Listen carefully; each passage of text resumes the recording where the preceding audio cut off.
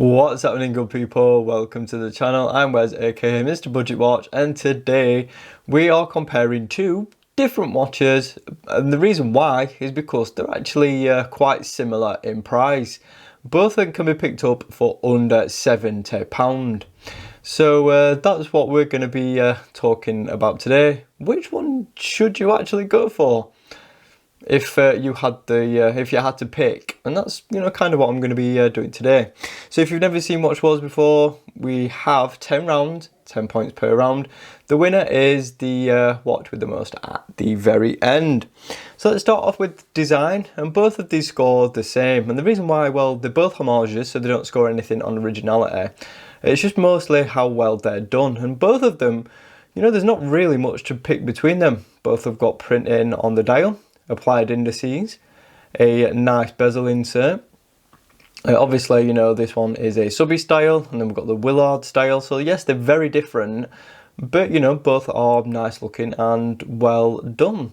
Obviously, these are available in loads of colours, and these are available in colours as well if you're not a fan of the green or the black and green on this one.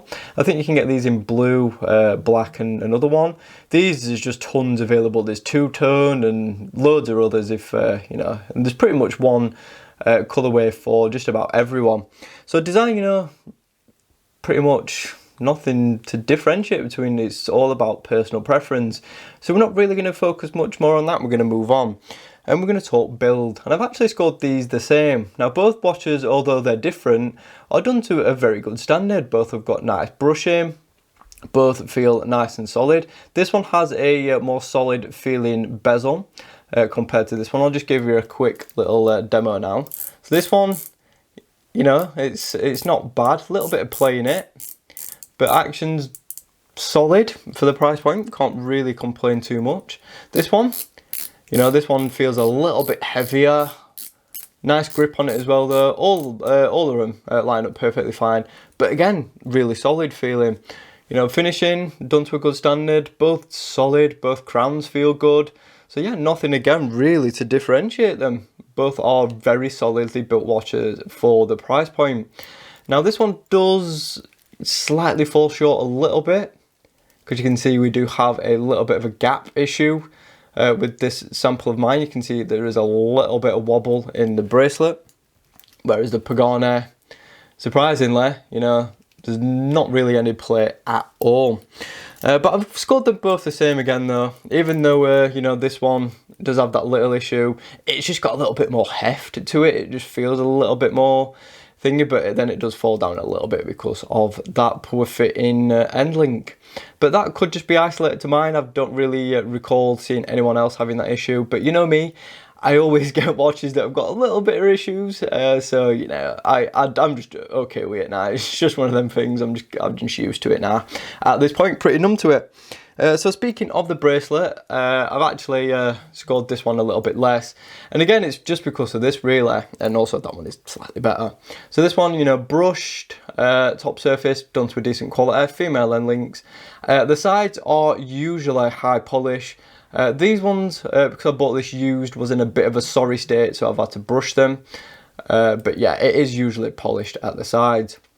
You don't get one of these milled clasps either. The seller decided to upgrade to a milled, but you do get a press clasp as standard, which is not as good quality as this milled one. But it is what it is. I've actually got the same bracelet on a different watch, if I can find it. So this is the Tandorio, and that has the same bracelet as this one. So there's the polishing. So it's pretty decent polishing on the sides, and it is pressed. So it's the basically identical bracelet, a different watch.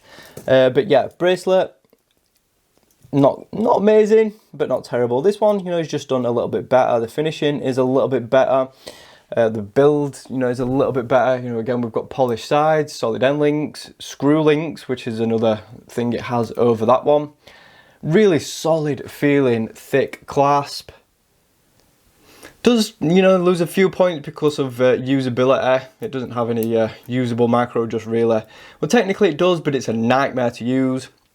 So that's why it doesn't score quite as highly. But anyway, both are good bracelets. This one's just, a little bit better. So comfort, again, we've actually scored these quite similar.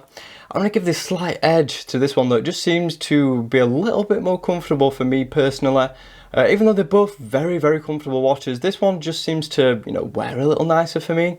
I think it's, you know, just how it is, unfortunately. You know, you can see my review of this and you can see my review of this and, you know, gauge for yourself how it wears on wrist.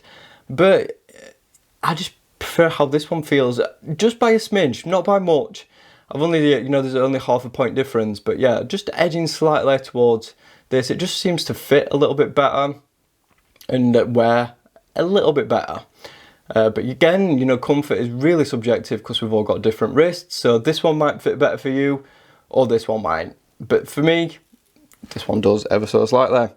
Now we're going to talk to Lume. And this is just an absolute devastation by this. This just absolutely destroys the Pagani. Now Pagani, they're sort of improving their Lume very, very slowly.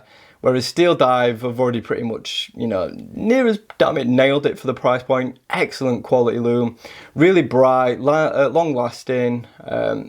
Does fade a little bit unevenly, but still fantastic for the price. This is mediocre at the best. I think I've scored this one quite generously.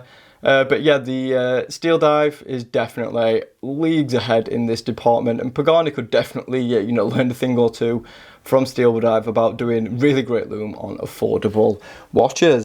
Movement next, and both of these have got an NH35, so there's nothing really to differentiate the two there either. Hacking, hand winding, 21,600 beats per hour, 42-hour reserve, all that good stuff. And both of them work fantastically. This is a little bit easier to use though because we've got an easier to use crown. It's big, a good amount of grip on it, and it's just very easy to manipulate. This one, you know, it's got them crown guards around it, and they are quite big, so it does make using it just a little bit more difficult, but it's not like deal breaking on either. Both are still really easy to use. This one's just that little bit easier to use, if that makes sense. So yeah, both score really good again. Now we're going to get on to water resistance, and the Steeldive takes it 200 meters to 100 meter.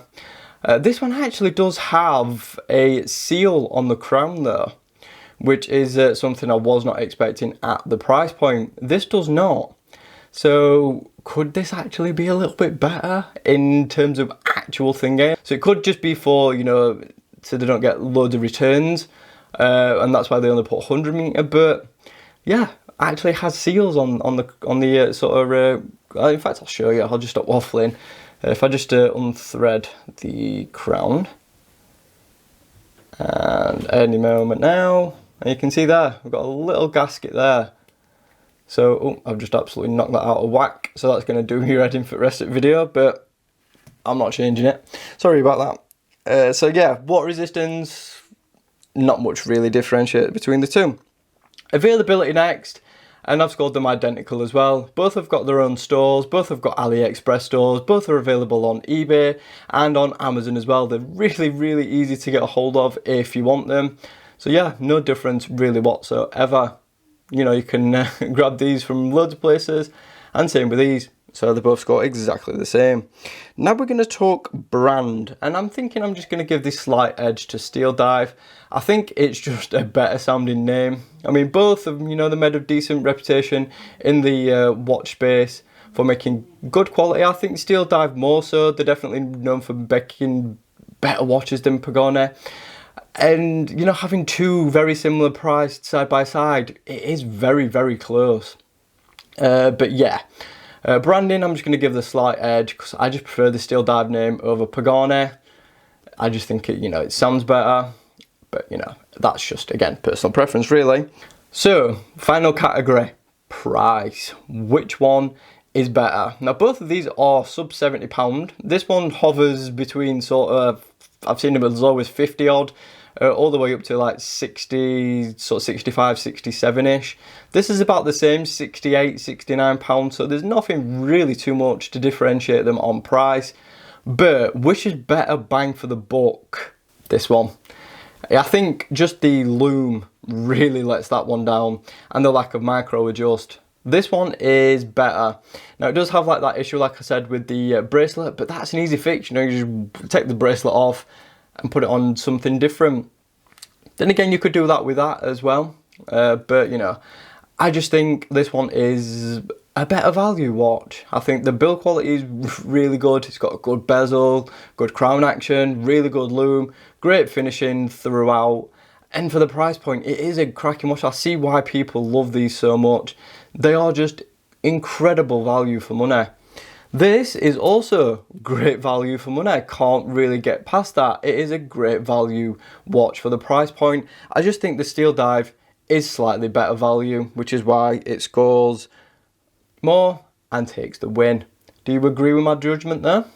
Let me know. Thanks for watching the video. Be sure to subscribe if you haven't already.